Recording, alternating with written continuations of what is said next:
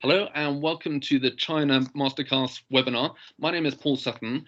I'm one of the co-founders of LCN Legal, which is a UK Chinese law firm which specializes in helping multinational groups and cross-border business.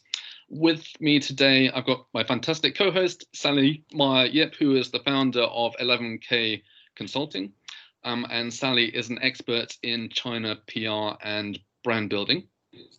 We're also very fortunate to have as our guest today, Chris Godfrey, who is the global principal of HBA Residential. I'll let Sally introduce Chris a little more fully in a couple of minutes.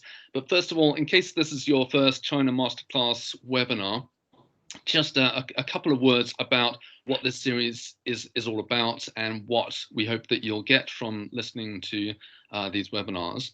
So the focus is very much how to build long-term relationships, trust, and value in relation to China. So that's the theme and the focus for this series of webinars.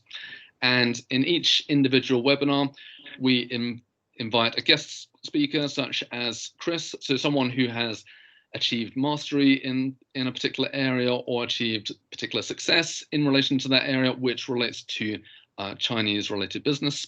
And the intention is that hopefully you'll come away with some actionable tips or insights which you can apply to your own business or your own professional career. So let me hand over to Sally. Yes, thank you. Thanks, Paul. Thank you, Chris, for joining us from the sunny Singapore today. We are very happy and honored to have you with us.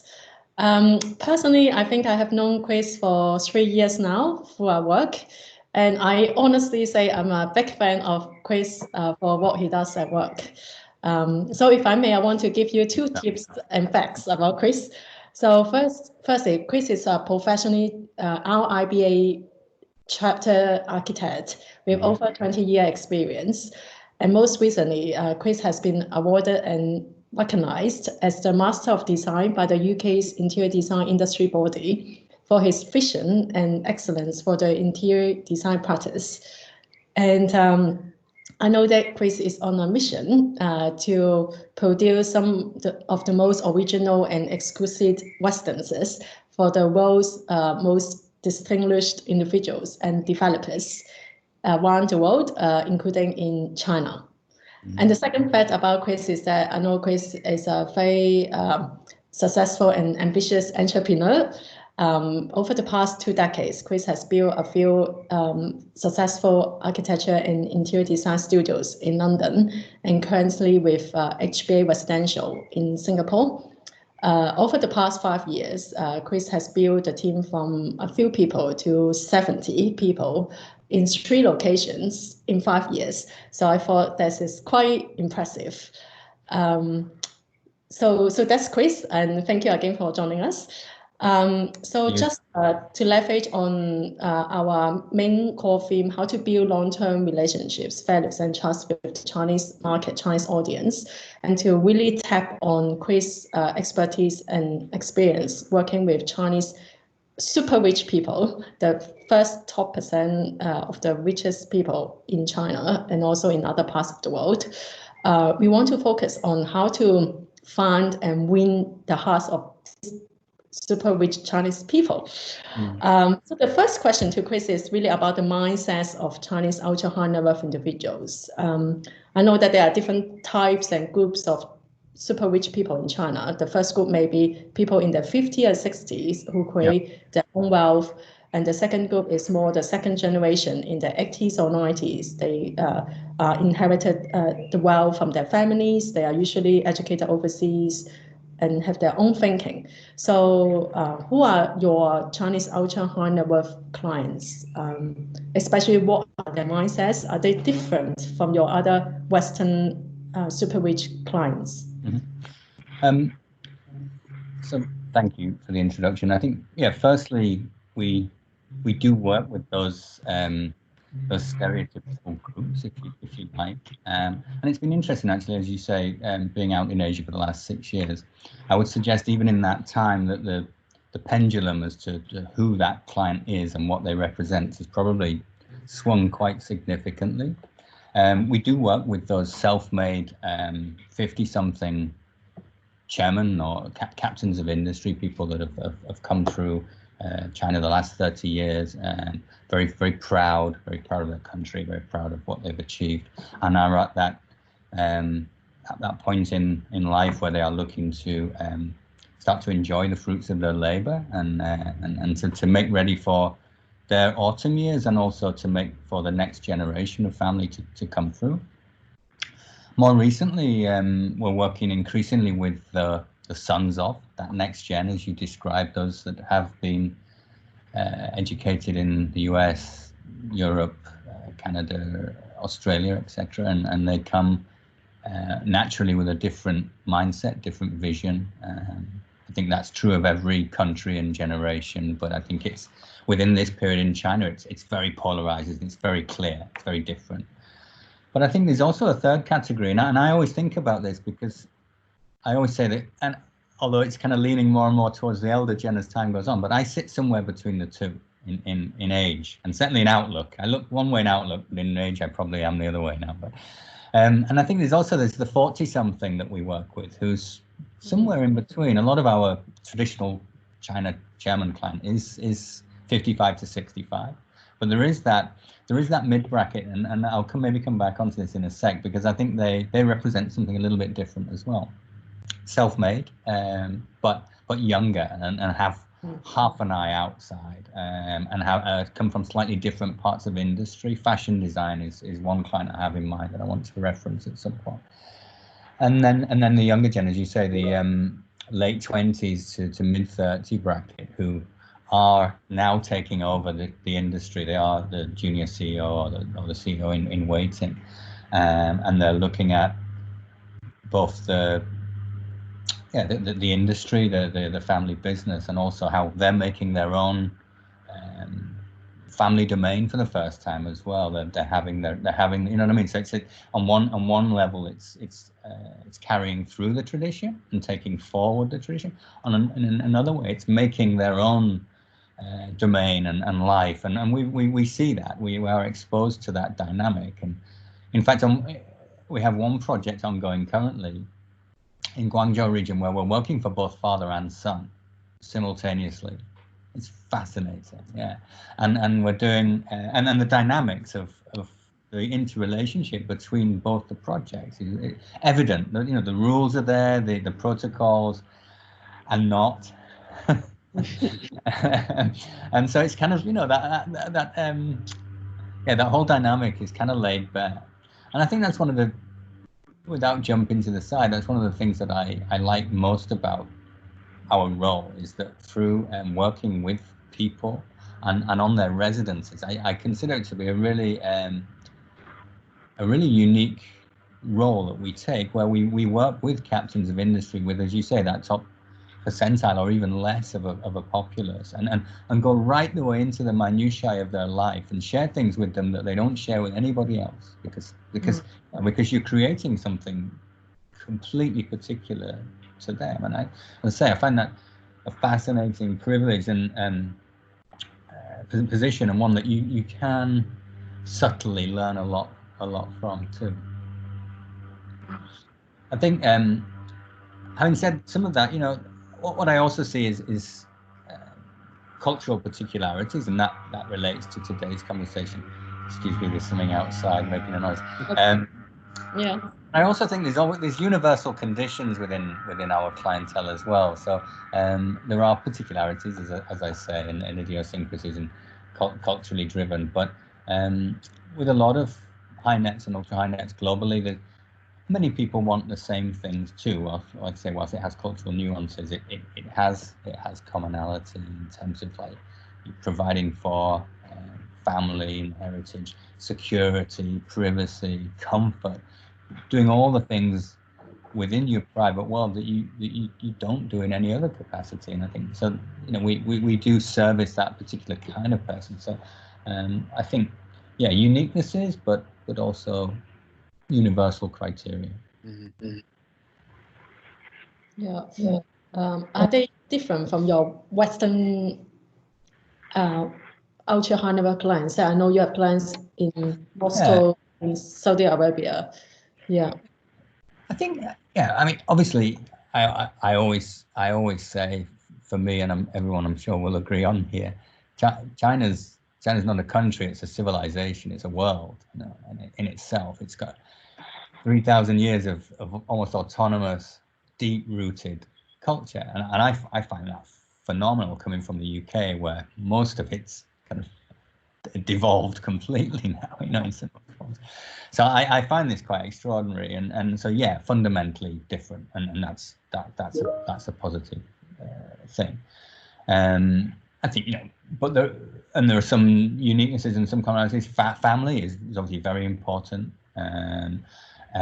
Some elements, tradition and religion, come through feng shui to a lesser degree. I think how the home is used is a little bit different. Entertaining is very important in high society China. The house represents, it's almost like an old stately home in England, you know, where you would receive, you'd do business, people would come to you.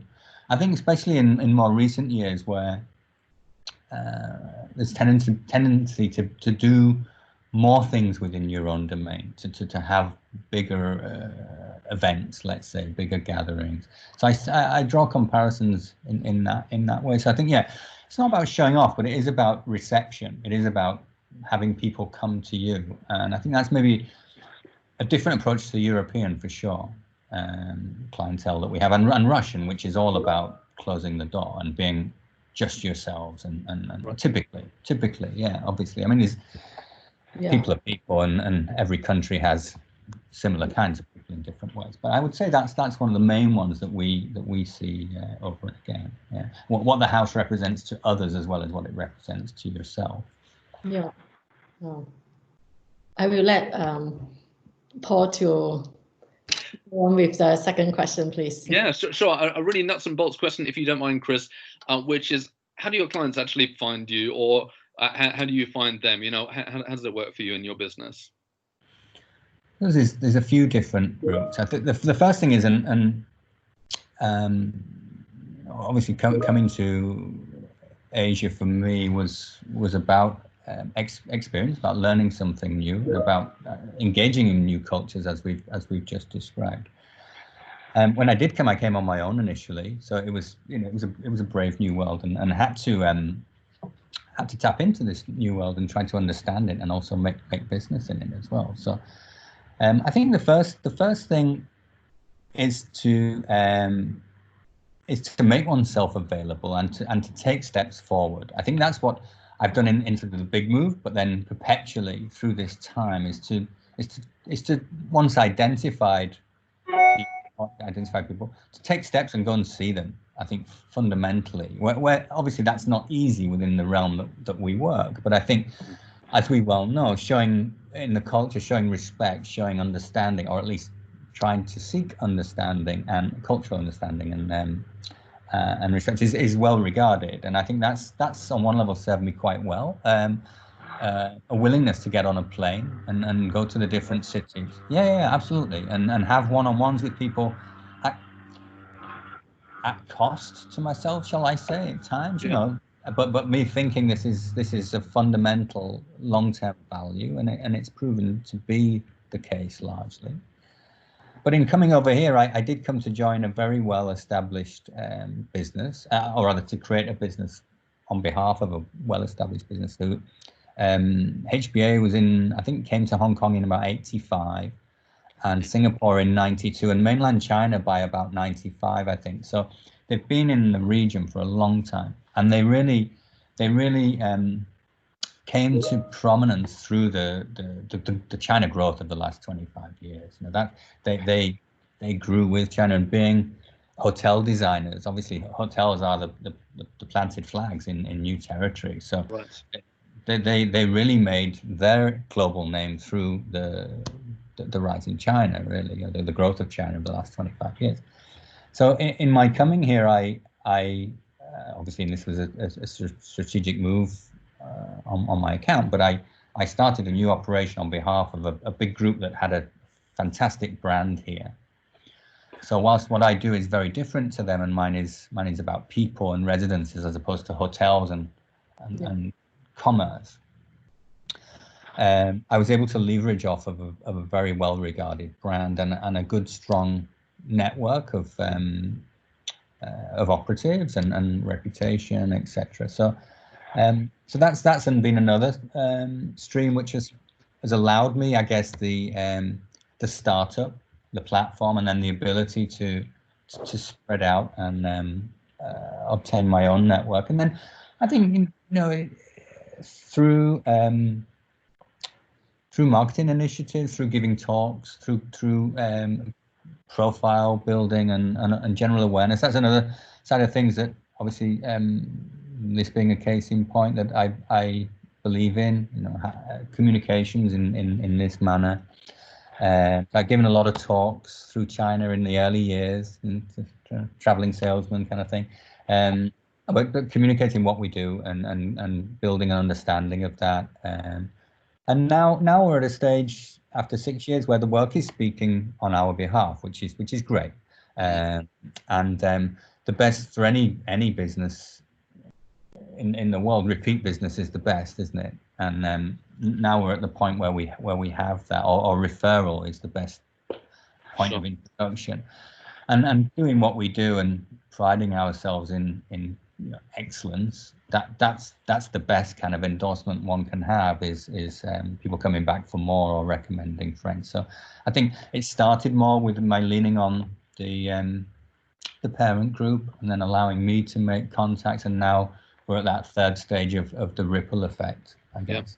Yeah, very nice. Okay, and just a follow-on question, if you don't mind. So there's a stereotype about Chinese clients, and I guess wealthy Chinese clients in particular, that they are incredibly demanding, want everything immediately, very time poor, and so on. Yeah. I don't know whether you regard that as true or useful, but in that context, how do you create long-term relationships with that group that you serve?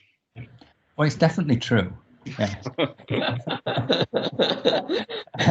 It's definitely true. I think I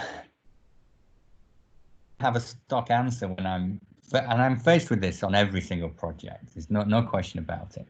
And I kind of have a stock answer, and one that I fundamentally believe in, and that's what we try and do is something that you haven't done before. I haven't done before because I've never worked with you before, Mr. Client. And that's uncharted territory. And if we want to do something better than you did last time, we've got to take time, right? If you just want the same as before and you want it fast, then I'm probably not the right guy for you. And I think this is my kind of filter at the beginning as well, because, and it's not about being elitist in any way, but it is about trying to understand at the very beginning, can we work together? Because we're about to embark on a fairly, stressful or emotionally driven process. We'll have some bumps along the road, and you've got to be in line with each other. If from the beginning that the ambition is polarized, then it's not going to work. So I think within that percentile, I'm quite steadfast that we're also looking for that percentile within the percentile that want to engage in something a bit different.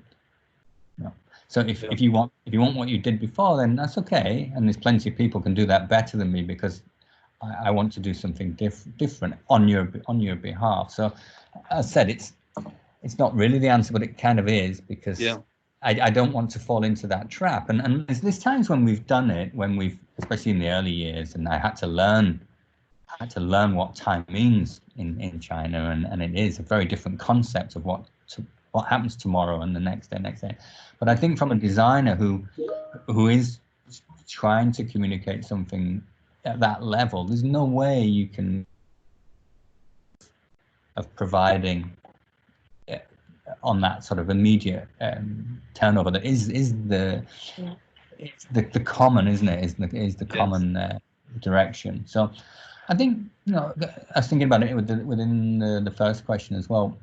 When I came out here, I wanted fundamentally to challenge myself. I mean, I've been in London a long time, certain way of working. I've always been fascinated by the East, and I've always wanted to work here. But at this point in career, I wanted to see, could some of my methods and some of those less is more methods as well, which is slight aside, can they work in this part of the world in this moment? as in, you know, this time, this place, and that's something that I want to maintain. Like what I believe to be good. Yeah, can you carry that through? Can you find the people that want to carry that through, and not get knocked off that course? That have a bendy road, and that's good too. That's where the learning is, isn't it? But try and keep a straight path as well. Yeah. And that comes down to being honest at the beginning, Yeah. I think. Yeah, I really like that. I think it's for me is your clients, they're buying into the end results that they want, but they also need to buy into the process of working with you, because it's not something that happens immediately, and this is part of the experience that they're actually paying for, isn't it? Absolutely, and that's what we sell. We sell process, not product. You're exactly right. Yeah. And so the projects that I like most are those that have been engaged with the most from my clients. Yes. The ones where we've actually had a dialogue, where they've challenged me, where they've rung in the morning, hey, I've got this idea, and it's a good idea. It's not just I want this tomorrow. You know, it's that's how you make great projects, and that's when I've had that experience anywhere in the world, and especially, you know, apropos China, it's very powerful. It's very rewarding. Yeah. Okay. Another question, if I may. So you awarded the Master of Design by your industry body. What tips and hints and advice would you give to someone who wants to achieve equivalent mastery, equivalent recognition in their field, and whether it's worth doing? Oh, it's definitely worth doing. Yeah, I think it was a nice accolade, and it was a nice event. It was what I enjoyed about that. Firstly, as a way of introduction, was that the industry body know me quite well, as in it. They don't know my entire history, but they know the various steps that I've taken to get to that point. And I think whilst I neither consider myself a master nor at the end of my career, it was a little bit like a lifetime achievement thing. It was a nice recognition of not, again, not about imagery, not about is something nice or not. It was about all of the endeavors, the businesses, the growth, the ambition, the travel, you know, those things that I think are fundamental to the business of creativity.